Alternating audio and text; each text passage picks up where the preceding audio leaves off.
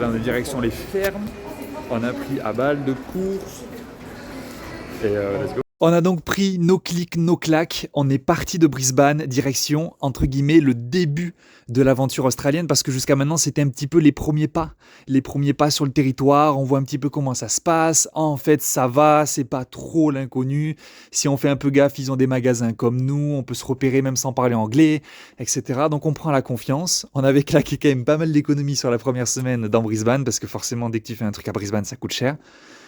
Donc on est parti avec la magnifique voiture. On est parti, je crois, à 2 voitures. On était 6 Français qui partent trouver une ferme. Là, sur le papier, on se dit « Ah, trop cool !» En réalité, trouver une ferme à 6, c'est impossible. Il se trouve que, je crois, la deuxième ferme qu'on a fait, on a trouvé un job pour 3 des personnes du groupe. Donc c'était vraiment, vraiment ouf. On commençait le lendemain. Donc il fallait absolument trouver quelque chose pour se loger, quoi. Il se trouve qu'il n'y avait rien. En fait, Gatton, c'est la ville où on était. Il faut savoir que c'est à 1h30 de Brisbane, sauf que en Australie, c'est pas comme en France. Tu vas à 1h30 dans les terres, il n'y a rien. Il n'y a rien. Ils ont un énorme continent, plus grand que l'Europe. Et en fait, dès que tu t'éloignes un peu des grandes villes, il n'y a personne. Ils sont que 30 millions sur un truc qui est plus grand que l'Europe. Rien qu'en France, on est 60 millions. Je crois qu'on ne se rend pas compte. Ce qui veut dire qu'on s'est retrouvé au milieu de rien. Dans une petite ville un peu ghetto, parce qu'il n'y avait personne à part des agriculteurs et des Indiens qui travaillaient dans les champs. Et en fait, l'ambiance, elle était un peu bizarre. On s'est retrouvé à dormir dans un hôtel à Gatton, du coup, à je sais plus combien dans la même chambre. Le lendemain, on a fait notre journée. Les journées de ferme, typiquement, journée de ferme de base. On commence à genre 4-5 heures. On fait l'activité. Donc là, pour le coup, on a été pris dans une ferme. On était 2 au packing.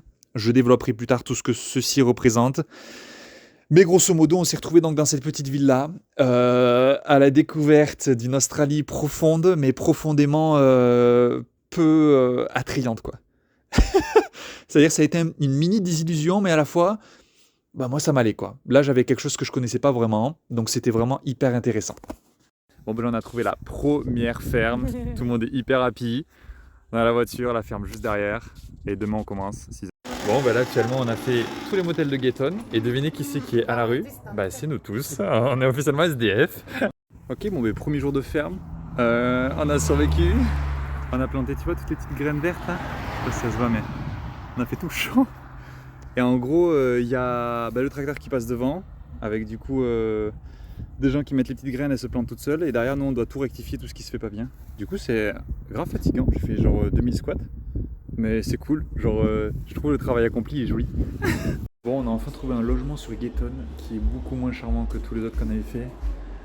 En gros, petite cuisine, il faut voir avec l'odeur, c'est vraiment quelque chose d'incroyable. Et là, on a notre petite chambre de 4 quoi, en attendant.